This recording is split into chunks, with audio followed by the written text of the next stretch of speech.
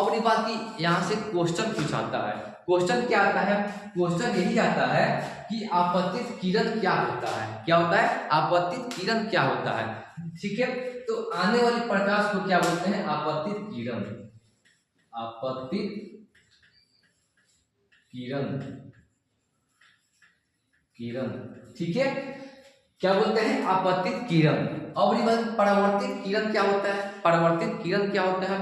तो यहाँ पर आकर टकराई है और टकराकर फिर से उसी माध्यम से क्या हो गई है? फिर से चली गई है, चली गई है। तो इस जाने वाली किरण को क्या बोलते हैं? परावर्तित किरण। परावर्तित, परावर्तित किरण बोलते हैं। ठीक है, क्या बोलते हैं? तो परावर्तित किरण बोलते हैं। अब ये बात की यहाँ पर आकर एक इस आपतन बिंदु, आपतन बिंदु क्या होता है? तो आपतित किरण जिस सतह पर जिस बिंदु पर आकर टकराती है उसे क्या बोलते हैं? उससे हम क्या बोलते हैं? उससे आपतित बिंदु बोलते हैं। क्या बोलते हैं? तो आपतित बिंदु बोलते हैं। ठीक है, क्या बोलते हैं? तो आपतित बिंदु बोलते हैं। ठीक है, उसे क्या बोलते हैं? आपतित बिंदु। इससे हम क्या बोलेंगे? इससे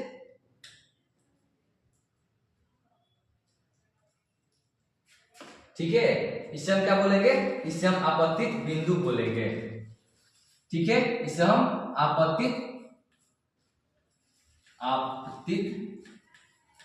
बिंदु बोलेंगे। बिंदु और सॉरी आपतित बिंदु बोलेंगे,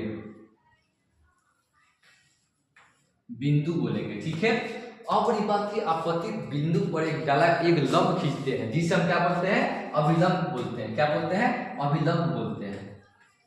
अभिलंब बोलते हैं। ठीक है, अभिलंब बोलते हैं। ठीक है, अब ये बात यहाँ पर एक और क्वेश्चन आता है, आपतन कोण क्या होता है। ठीक है, तो आपतित किरण अभिलंब के साथ जो कोण बनाती है उसे क्या बोलते हैं? आपतन कोण बोलते हैं। क्या बोलते हैं? आपतन कोण बोलते हैं, जिससे हम आई से दर्शाते हैं, स्मॉल आई से दर्शाते हैं। ठीक है, और ये क्या होता है? परावर्तन कोण क्या होता है? तो परावर्तित किरण अभिलंब के साथ जो कोण बनाती है उसे क्या बोलते हैं?